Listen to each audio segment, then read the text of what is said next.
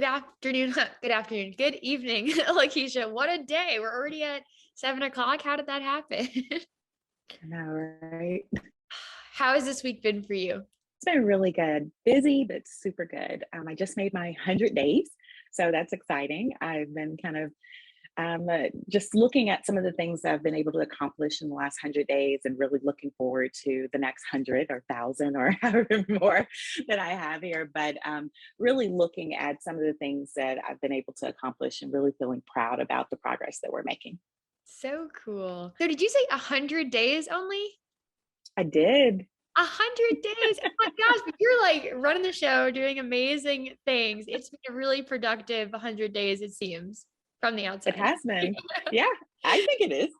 Oh, congratulations. I'm so happy for you. And I'm so excited to Thank learn you. more about your story, how we got to have you in Northwest Arkansas doing these cool things. So, this is Lakeisha Edwards, Executive Director of Art Ventures, which is a really cool organization with a really cool lady. So, Lakeisha, if you may, please tell me a little bit more about, your personal background, how you got into this line of work.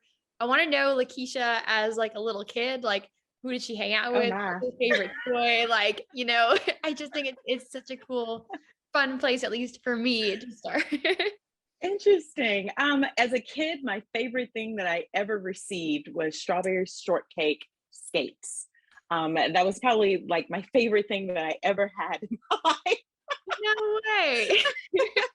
And it's crazy because my parents were very strict where my mom was, and I couldn't really go anywhere other than church and school. So I would usually skate in the garage. So I would just skate in circles. And even to this day, I can't really skate much going forward. I skate in circles. That's amazing. And I love that, like, there was no hesitation in your answer. You were like, Yeah, strawberries it's are like my favorite. There's a place, I don't know, I think there's like a roller skate shop in downtown Springdale. If you haven't been, maybe Yeah. you have to make a trip and get some grown-up version of those skates. We'll meet up at the roller rink and we'll just With some little pink and white skates. I'm so excited for it. Okay, so you were skating around in circles, not forward, just in circles. Were you like the outgoing kid? Like, did you care about when No. so you were shy? No, I wouldn't say I was shy, but I just wasn't super outgoing. And I think my personality is the same now. I've always been kind of, I'm going to be outgoing if I'm comfortable. If I'm not comfortable, I'm going to be very reserved. So, and then growing up in a really religious environment at a very young age, I had to accept the fact that I was different, right? So I was the only kid that had to wear skirts and dresses every day. And I was the kid that had to, couldn't go to certain things and couldn't participate in certain things in school. So a lot of times I did feel a little isolated, but I had other people from our church and other people in my family that I was very close to. So when I went to college, I don't know, I didn't want to be the star of the show. I just wanted to kind of blend in. And that's what I did. I worked a lot during college, I graduated and got out and started doing social work. And I did a AmeriCorps program the last 2 years. So I am a AmeriCorps Vista and National alumni, and very proud of that because that's a program that I think that has really done a lot for our communities and doesn't get enough recognition. That's such a special, trajectory, and to invest that time in AmeriCorps, I feel like it could have such a big impact on the individual's life and also then on Yeah, those communities. So that's huge. That's so cool. Um, definitely. so you mentioned, growing up and being like kind of like feeling different than some other kids, and we can think too, I guess, I mean, there's strengths in overcoming those kind of hurdles, right? Oh Especially as a yeah, kid, you want to fit in and stuff. So I'm sure there was some cool learning from that too, and being yeah. confident in your stride. I don't know. I think it helped me with self care and being comfortable being alone. And that's something that I feel like a lot of adults really struggle with. And because I've been doing it all of my life, it's not a struggle for me. Even with meditation, I joke and tell people I've been meditating all of my life because in church, the grown-ups, of course, would go to the altar and the children would stay behind. And a lot of times we would be waiting for the adults to finish praying. And in that moment, I would just settle my mind and just kind of zone out and think about all the things that I wanted to do. And I would, even in church, I would draw like my dream house and things of that sort. So I think that, my entire existence as a child really prepared me for being an adult. That's so beautiful. And I love, there's maybe one vision of what a space is for or how you use it. And you're like, no, I'm here, Mhm. like waiting, like I'm going to do my thing. I'm Yeah. gonna meditate. I'm going to do the stuff. That's so cool. And so, where were you like geographically in this? So growing up, were you in Arkansas? Were you? Oh no, I knew nothing about Arkansas before I moved here. I have no family here, no friends here. I didn't go to school here. I'd never even driven past Little Rock before this interview process. No. So yeah, nothing about Arkansas. I grew up in Covington, Tennessee, which is about an hour north of Memphis, and it's in a more rural area. And I tell people that I feel like I grew up in Memphis because I went to college there, but my upbringing was in a rural area, which I think is a much different type of upbringing. And I really appreciate that because, of course, it made me who I am. But when I moved to Memphis for college, I saw a level of poverty that I didn't know existed in real life. I started out in medical school and I hated it. And I told my parents I wasn't going back. And they were like, well, what are you going to do? And I was like, I don't know. I just want to help people because there's so many people hurting here. Yeah. So I ended up transferring to University of Memphis from Baptist Memorial College of Health Sciences and finishing my degree in social work and psychology. So once I finished that, I got a job after finishing AmeriCorps, of course. I went straight into a position with the county. So of course, AmeriCorps was that stepping stone that gave me the experience that I needed to go straight into a position that was in my field. So that position started my career with child support services, and I did that for about 13 years. What? Yeah. That's great. You must have seen it all. Like that is such a Oh, I've seen it hard all. in the weeds job, but such Yeah. important work that we need people to show up for. And we Yeah. need all sorts of people to be willing to go there because it affects so many people. So It that's does. amazing that you persevered through that for 13 years and got all the experience and But I got tired. I got really tired, and I ended up transitioning into food banking. So my last position, the last 5.5 years, was with Mid-South Food Bank, and I really loved that work as well. But again, it was always meeting people at their lowest point. And Art Ventures really gave me the opportunity to stay in nonprofit, to continue serving the community, but definitely in a different way. yeah, I love that you were able to find like some common thread in this like nonprofit Mhm. work, but also like really pivot from one unique experience to the other. And Right. now we're in child services stuff. You were in more of a like direct like practice role, would you say? And now is it more administrative or what has that been like? So with child support services, I went from caseworker to supervisor to manager to operations manager over the Memphis office. And then I went into food banking as director of agency partnerships and programs. And now I'm in an executive role. So cool. So I'd love to Mhm. learn more about that.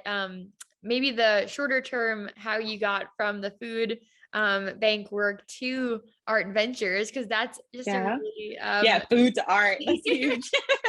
I mean, It's a food big is difference. art, right? When is food art? Maybe all the time. Well, food feeds us physically and art feeds the soul. So I'm still feeding people just So, how did we go from feeding the stomach to feeding the soul? feeding the physical to the soul.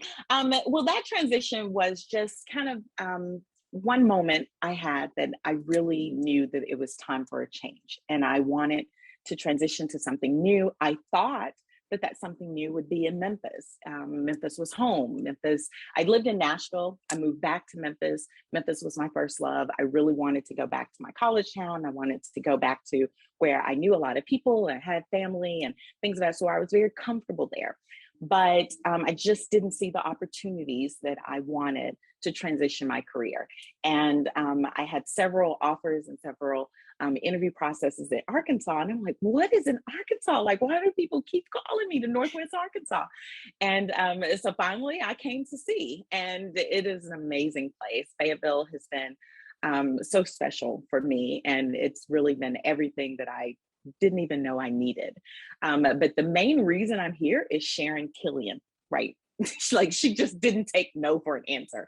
I was like, I don't know about Fayetteville. I don't know about Northwest Arkansas. And she's like, you got to see it. You can't tell me no without coming to see it. So when she got me here and then we got my mom here, it was over. Mom always has to come, mom or mom figure or whoever that person is. Yes. They gotta come, they gotta find the apartment with you, right? Like all Yes, the things. that is exactly what it was. You're Like, let's speaking see my where you're gonna language. live. Yeah. Yes, where are you gonna get your groceries? Where's the dry cleaner? Where's your like gym? Yes, mom gets us set up. That's so cool. But I think like it was a really brave thing to say that you were looking something for different, right? Like you get comfortable maybe when you learn the rhythm of a place and the rhythm of a system and like to go like yes, they're both nonprofit things, but that was a really important moment for you to say, I want to expand my horizon. I'm willing to expand it to Arkansas where I don't know what's going on. Right. And so you mentioned this person as being very influential for you. Can you speak more about who Sharon is? So she is everything. She is the board president, and she has definitely kept this place afloat. She has built it from the ground up. There was a lot of transition a few years ago, and she just made sure that nothing failed. And she's done all the grant funding. She found the funding to bring me here. She found funding for me to even build my team. So I'm able to hire full-time employees, offer benefits, which is huge in nonprofit world, right? A lot of nonprofit organizations aren't even able to give benefits, but Sharon really built that groundwork so that we could be a fully functional organization and really move forward even during the pandemic. I think it's also so important to note, like her pursuit of you was such an important part of you being here. Like, I think that's an encouragement to people who are hiring and to people who are like looking to be hired. Like, it's kind of like any other relationship that you want to last, right? Like you want to feel invested in personally, not like another person that they're reaching. I mean, it seems like she really poured into you and saw a vision for you in that role with that organization. I think that's really, really beautiful and a cool segue to just like the overall, like, how did Art Ventures come to be? Like, what's the history as you understand it now, 100 days in to being part of history? Maybe we'll do that. As I understand it, there was a organization called Fayetteville Underground, and it was on the square. And there was a lot of transition in regards to the represented artists, and even the building was sold by the city. And so there was a rebranding. There was a relocation to our current location, which is at 20 South Hill, in a beautiful historic mansion that's been restored to its original glory.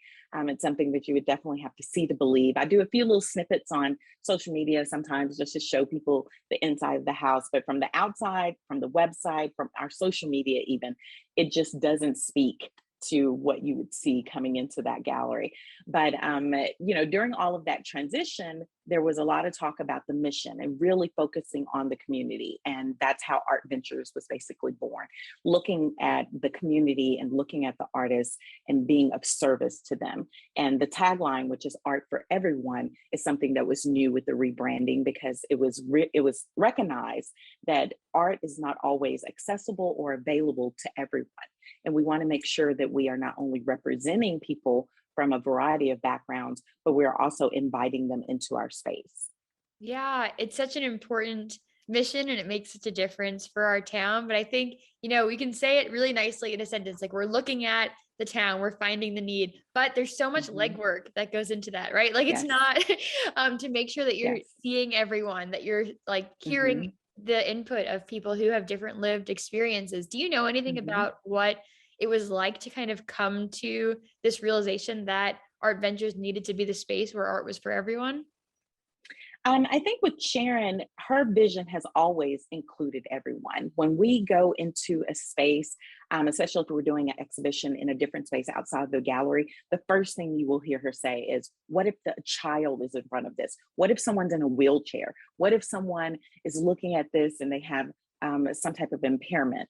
She's always thinking about anyone that doesn't have all of the tools and has any barrier that would keep them from enjoying the art. And so I think it's just in her. And when she decided to really lead this organization, as the president of the board, she really wanted to make sure that that was the driving force, that everyone was actually included.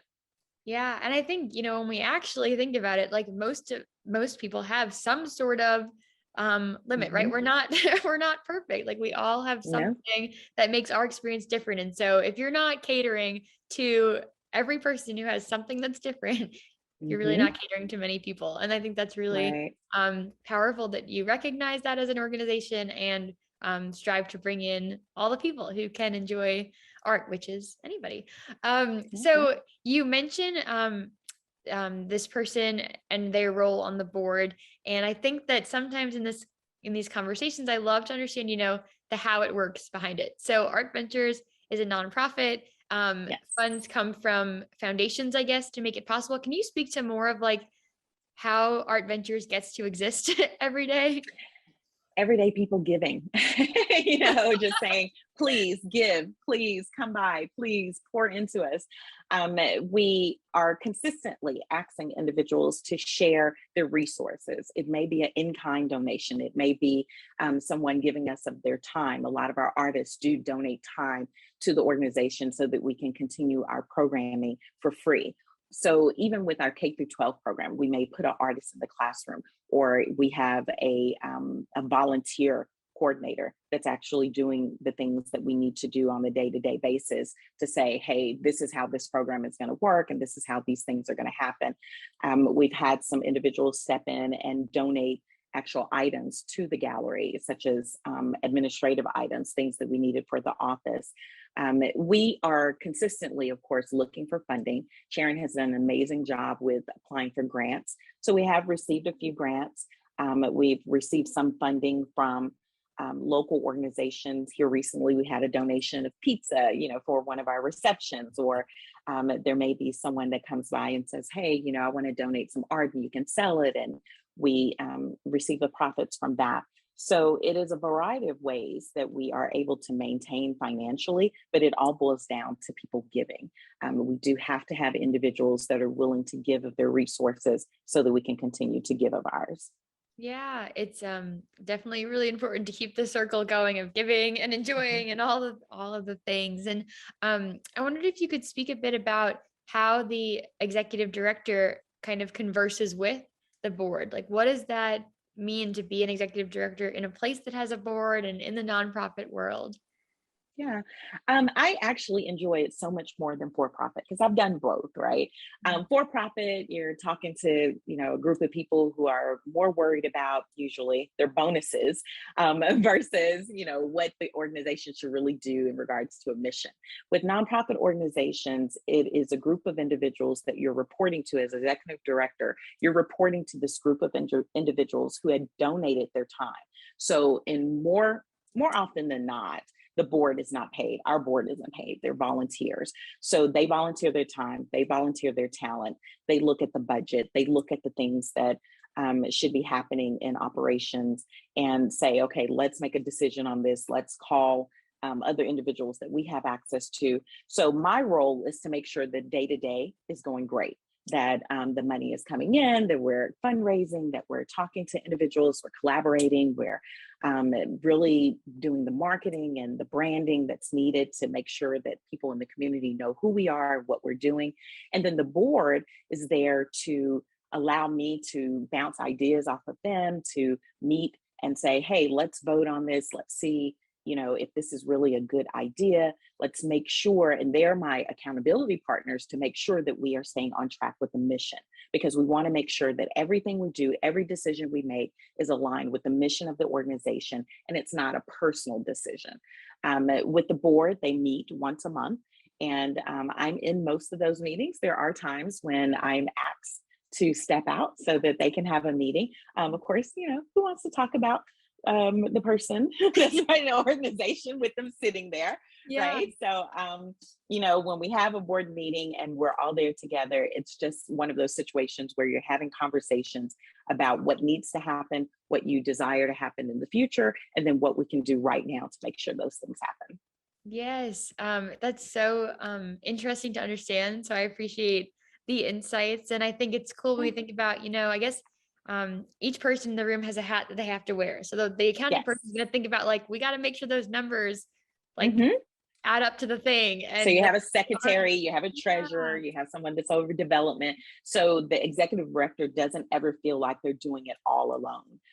Because especially in larger corporations, sometimes the person that's the president, they really have to make a lot of decisions that either are just completely ruled outside of the organization, or they feel like they really have to do everything by themselves. And with a nonprofit organization, especially if you have one that has a really good supportive board that really gives that input and also gives money, because even though they're volunteering, the hope is that they're coming to the table with resources. I don't remember if you mentioned, are they elected, or they, when they volunteer, can anyone be a member of the board of? Usually with nonprofit boards, you are asked to be a member, and then the existing board votes on bringing that person on board. Very cool. And I think about, as you share this conversation, you entered 100 days ago, give or take, and there's this board there, right? There's this history there of people who are invested in the arts, and you maybe have passion about the arts, but were you involved in the art world before Art Ventures? Not at all. Right. And I think that's Not at so all. amazing. I mean, of course, you bring all of this vast expertise, like you're chosen for a reason. But I wonder what it felt Yeah. like to come into this room. You're like, I'm going to be making big decisions for this place. And I bring all of Yeah. this, skill, but I don't have the same like context maybe into the craft itself. Like, what was that Mhm. like? And how did you and just like show up for that experience? Honestly, I didn't think twice about it because I knew I had Sharon, right? Like she's an artist and Yeah. she's the founder basically of this organization. So yeah, I knew that I had her as the backup. So I'm like, I know what I know how to do, and anything I don't know how to do, Sharon got me. So I was like, I'll figure it out. Yes. Okay. So it's like know your lane and know your people seem Yes. like very And then I useful. know that I've got some help. So, and even the people that I've hired, they have backgrounds in art, they have MFAs, they have, all this education and experience in art. So even the people that I'm surrounding myself with in my team, they have a knowledge that I don't have, so that we can all play off of each other. Yes. In your, wisdom from leading these different teams and organizations, do you have any wisdom to share, advice to share for people who are coming into a leadership position to like, um, build rapport with their colleagues? We think about rapport building in Yes. social work a lot. Like, what is that like for you when you enter a new organization? I think that people should always look at themselves in a collaborative manner, right? They should always be looking for ways that they can get into the weeds without really being in the weeds. So, what I mean by that is being able to work side by side with the staff, knowing what they do, knowing their day to day struggles, really listening to what's happening throughout the organization so that you can provide solutions, but being able to also step away and allow people to do their thing, and not even putting yourself in a box. I think that's probably the biggest part, just not putting yourself in a box, because there are so many skills that can be transferred to just about any genre of a career. And I think that a lot of times when people say, well, this is what I've been doing for this long, this is all I know how to do. And, I think that they're kind of setting themselves up for failure, because you're going to eventually burn out on that same thing that you're doing over and over. So just really being able to transition those skill sets and really honing in on what you're good at. If there's something that you're really good at, like communicating, or your written communication, or if you feel like you're really artistic, you have certain talents that you could transfer into other areas, then you really hone in on that. And then you look at other areas that you feel like that could be useful.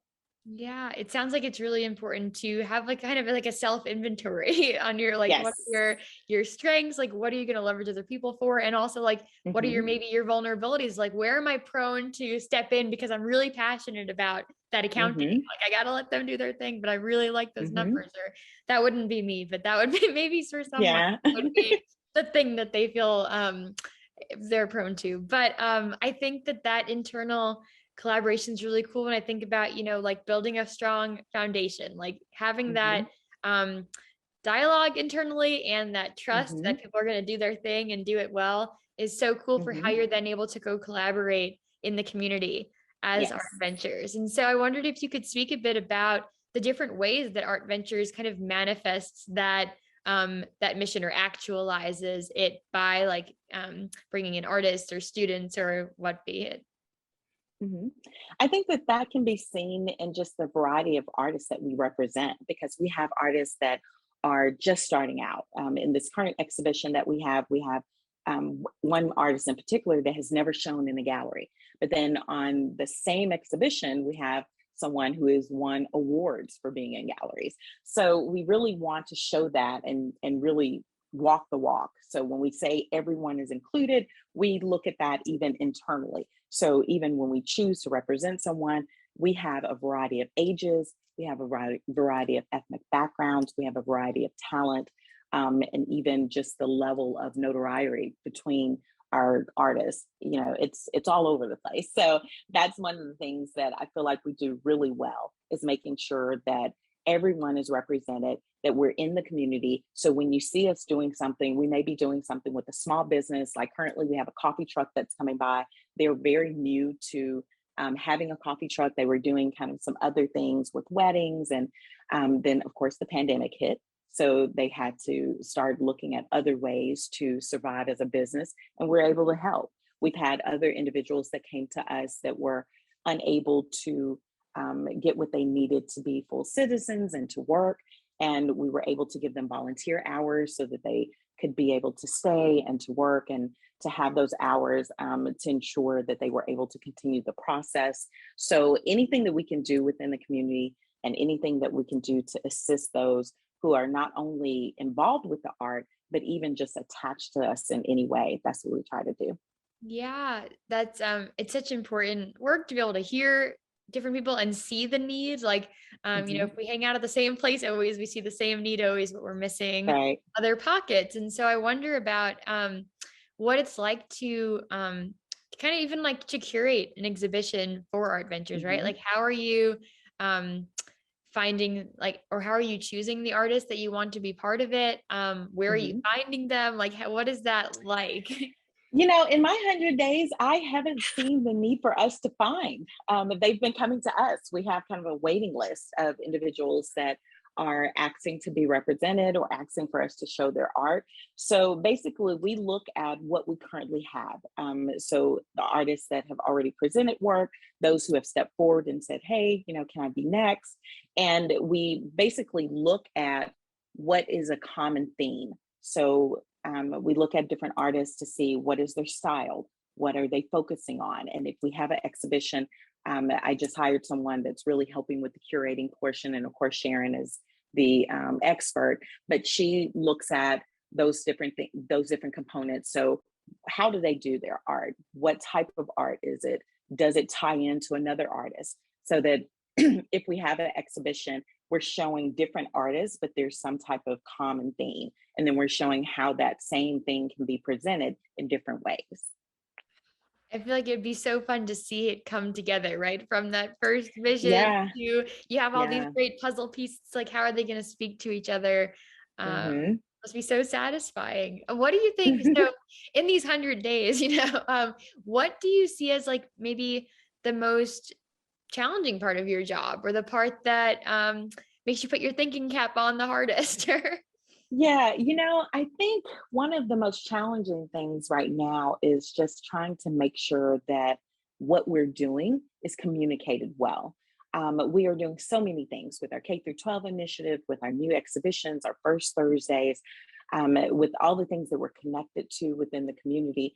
It's a little difficult to try to put all of that on one little page, or put all of that on a website, or put all of that on social media and say, hey, we're doing all of these things. And you know, this week we're doing this, and next week we're doing that. And so yeah, it makes me put my thinking cap on to say, how do we organize this information so that it's not totally overwhelming and people are just like, whoa, they are just running in circles.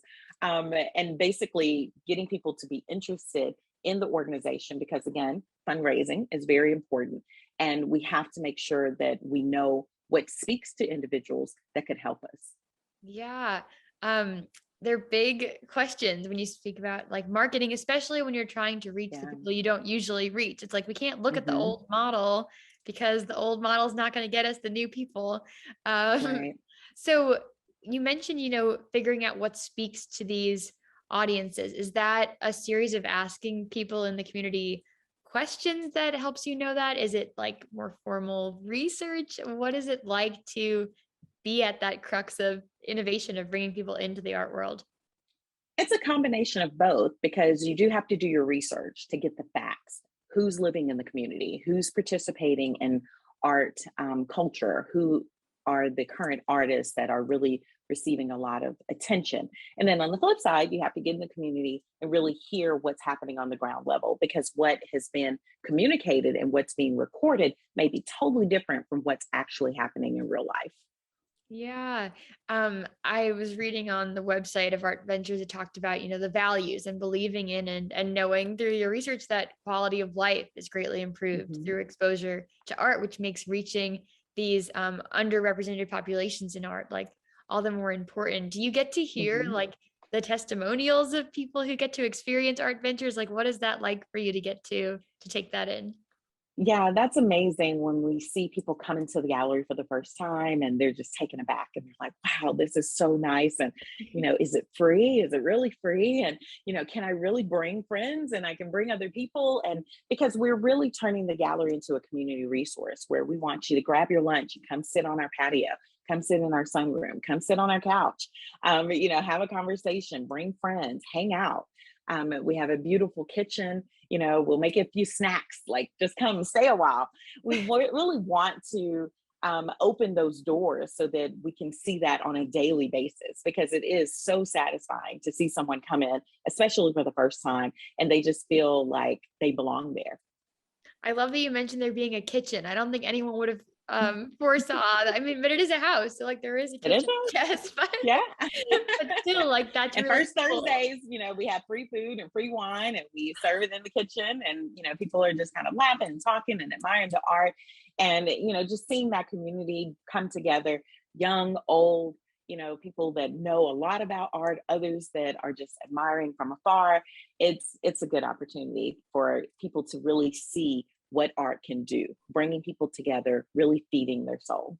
So special. Would you have like, so I can picture there was a museum where I grew up and like my favorite way to go would be, to wake up to like maybe have a smoothie, like to put my favorite dress on Yeah, and like to go there with my mom and sit in the yeah. courtyard. Is there a favorite way that you say like would recommend someone experience Art Ventures? Like should they go? Is it a Thursday? It sounds like maybe might be a cool day to be there or Well, our first Thursday event is every first Thursday from 5 to 8. So that's always a cool time to come in where there's a crowd and the community is coming together and the house is yeah. all abuzz.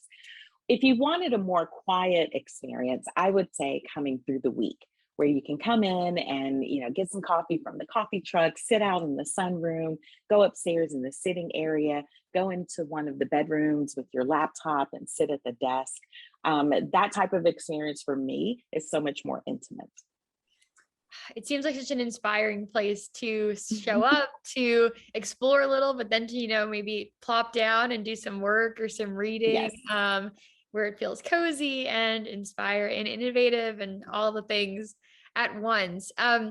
We think about, and I think last time we spoke, we mentioned how there's like so many hats to be worn in your role, and there's so many Mhm. roles that the institution plays in Northwest Arkansas. I wondered if we could speak more a little bit about sort of each of those pillars. So like maybe we could start with the art education part, like what that really means for Art Ventures. With art education, we really push that through our K through 12 program. So going into the school system, selecting schools to actually work with the students so they can create art and really know the process. So thinking about a theme, knowing why you're creating the art, creating an artist statement, creating the kind of specs for the item cards. So saying how large it is, what it's made out of, things of that sort. Those are the details that a lot of the art programs are missing because most teachers, they just don't have the bandwidth to really pour into that portion of the kids' education. So they do exactly what they are required to do. They create something, they put it on display, and we're there to take it up a notch and say, okay, let's walk through the process. Let's talk about what it actually means to create art. how you actually document the art that you're creating and speak about it, and then let's put it in a gallery. Like icing That's on the the cake, cherry right? on top. Yeah, let's put it in a gallery. Oh You know, my, I never had anything in a gallery. My stuff was on the refrigerator. That's I as was far as it went. gonna say.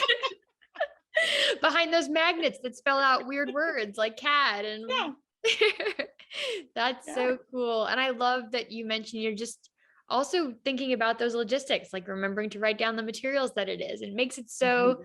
professional and it really elevates Right. that experience. I love that. And so kind of segues too, like to your art business practice at Art Ventures. So you're Mhm. not just with students, but you're also kind of like cultivating artists' business Mhm. skills, it sounds like. Is that right? Yes. So with artists, we talk to them about making prints. So you want to sell originals? Do you want to sell prints? Talking about them about different ways to market themselves, giving them access and exposure to other mediums. So we say, okay, this is where we're going to put your work. We can put it somewhere else.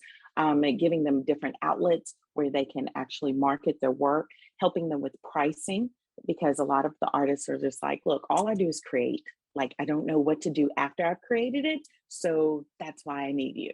So that's where we step in and just kind of help them through that process so they can market themselves, so that we know that they're getting fair pricing and that we know that they're actually knowing where to go for resources.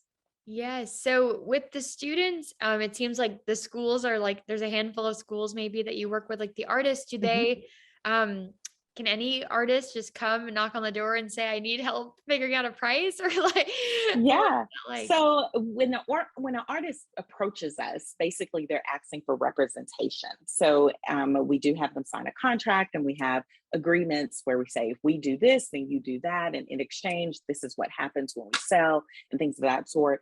We do help other artists that we don't represent, but we're going to put most of our energy into our represented artists. Yes. So the represented artists are the ones whose works become part of these exhibitions, who go in the gallery, Hmm. stuff like Hmm. that. Um, I don't know much about what it takes to be put in a gallery to decide to represent an artist. Is it Hmm. um, solely based on the portfolio, or what does Art Ventures care to like, or how do you investigate, knowing the person and if their Hmm. values are aligned with yours? What is that like?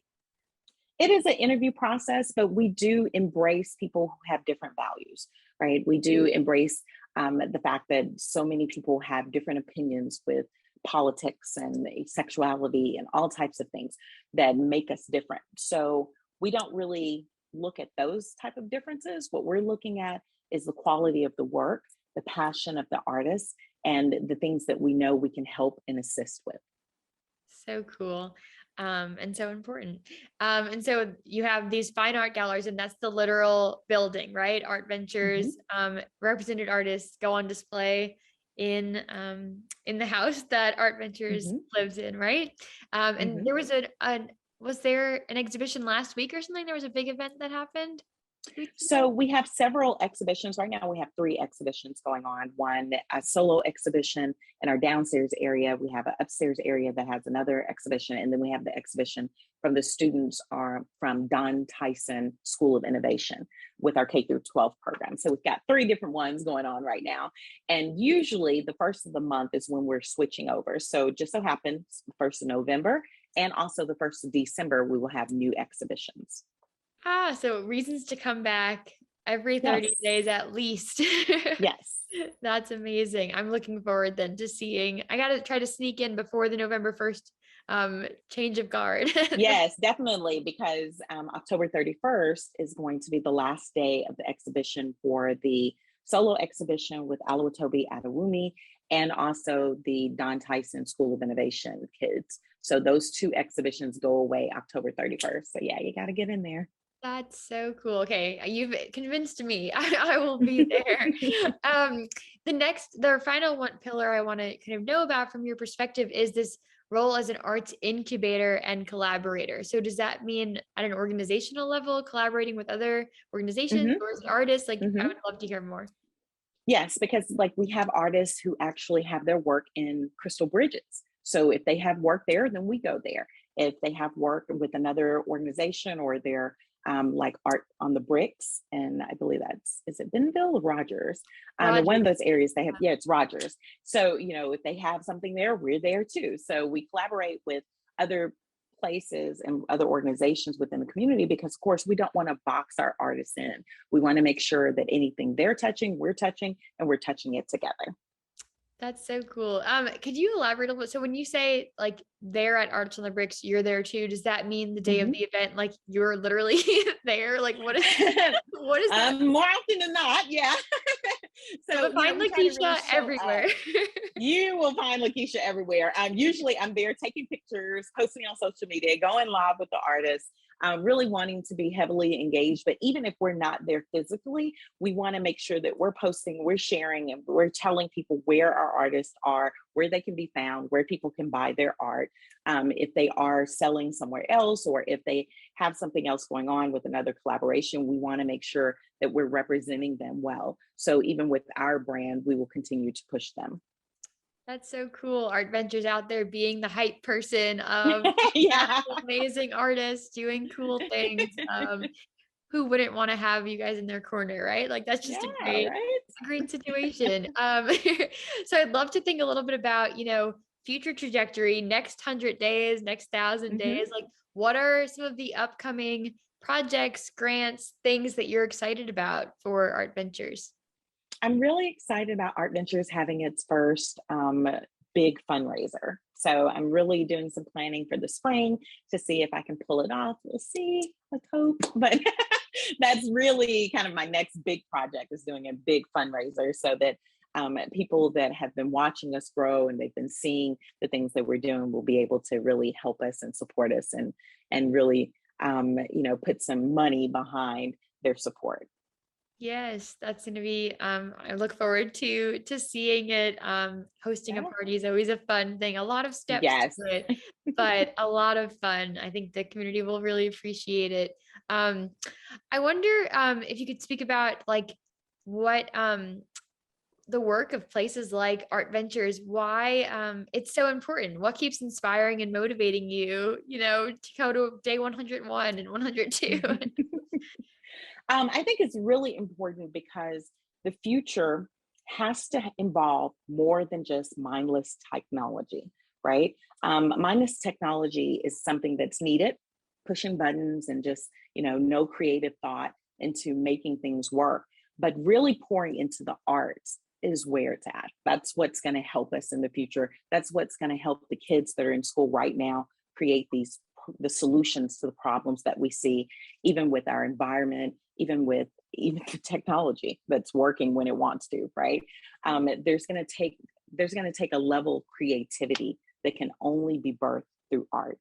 So I think that these programs that are encouraging kids to really, hone into their skills, to really be encouraged when they do have a natural talent, to allow artists to be not struggling artists, but actual entrepreneurs, to really push other organizations to collaborate and work together so that that art community is strong and it continues to thrive.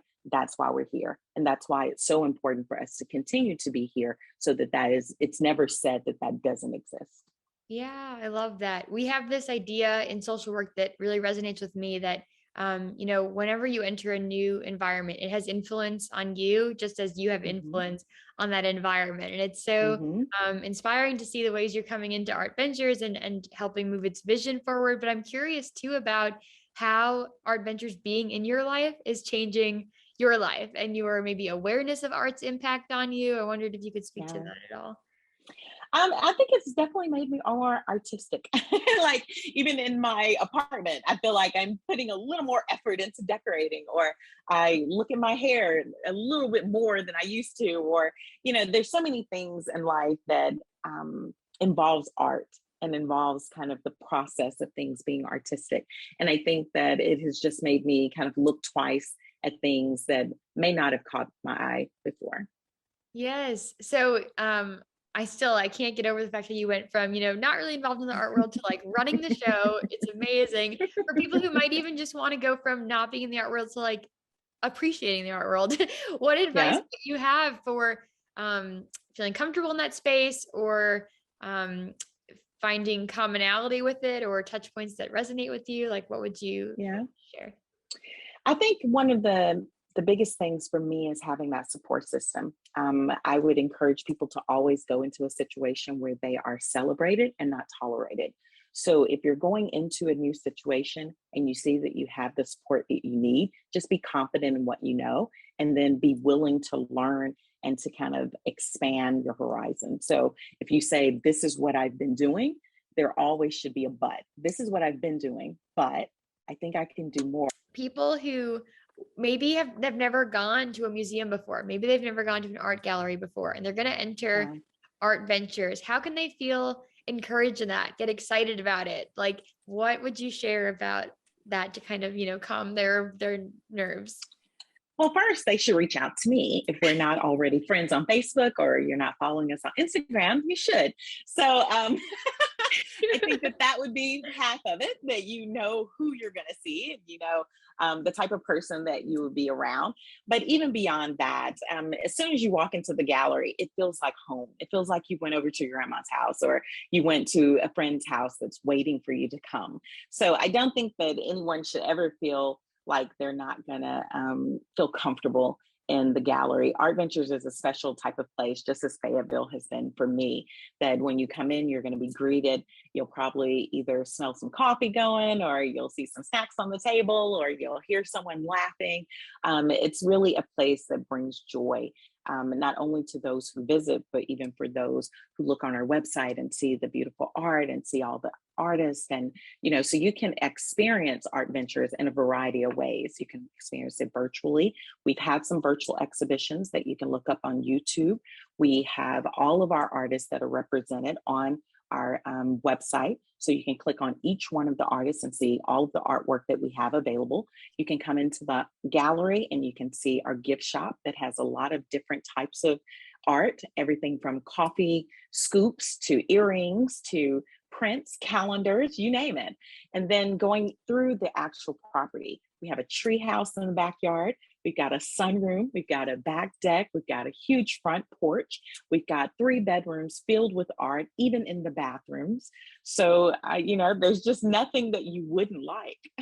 Oh my gosh. It sounds like a treasure hunt, kind of like you just go and you just pop in on You're like, look at wonder this, look after at that, wonder. look at this, look at that. Okay, so that's right. People come on the treasure hunt that is Art Ventures, and then you'll realize you're in a museum, and you'll realize you like museums. But first, let's do like a treasure hunt, because it is so precious. That's so cool. Can you go in this treehouse? Can I go hang out in this treehouse? Yes. And there's also, and if again, follow us on social media, we post people going into the treehouse and sitting in the tub, because there's a reading tub on top of the treehouse. It's so cool. I feel like it's like Alice in Wonderland or something. Like, it's just a world that we didn't know we needed, but we did, and now it's there. Yeah. Just in Fayetteville, and this is very near the campus, right? Like, students could come here on a study break. Mm-hmm. Yes, of course. And we have lots of areas where they could study. The dining room area, every bedroom has some type of seating or tables. We have desks and chairs. Yeah, it's perfect. Oh my gosh. Is there a room that you're partial to, or a bathtub, or a Yeah, in the master bedroom, there is a tub that is a clawfoot tub sitting on a pedestal. And it's my favorite. Oh my gosh. I cannot wait to go. Like, we need to do like a house hunters thing, and it's just that house, and it's not for sale, but we get to admire it and gawk at all the cool finishes and everything. I think this needs to happen. So Yes. as we as we start to wrap up what's been a really lovely conversation, I want to ask you, Lakeisha, what do you want people to leave knowing about you and your work, in your own words? I think that I would really want people to focus on the mission of Art Ventures and the tagline, which is art for everyone, and really take comfort in knowing that not only am I here specifically for this position, but that I chose this position because I have a dedication to the community. So beautiful. And what are you, Lakeisha, we're looking most forward to right now? That could be, related to Art Ventures. It could be a chocolate chip cookie you're going to eat later. It could be literally anything. Let's see, what am I most looking forward to? I think right now, what I'm really, really looking forward to is Saturday, not this Saturday, next Saturday. We have a paint and sip and wine and dine. And with that, I'm actually cooking. So I'm going to cook for the guests. It is $35, but it includes wine, a full meal. So I'm doing pasta dish, a full salad bar, and then we're going to do a wine and sip where we actually create a masterpiece. So I'm really excited about that, simply because I get to do what I love, which I do love to cook, and we get to create art.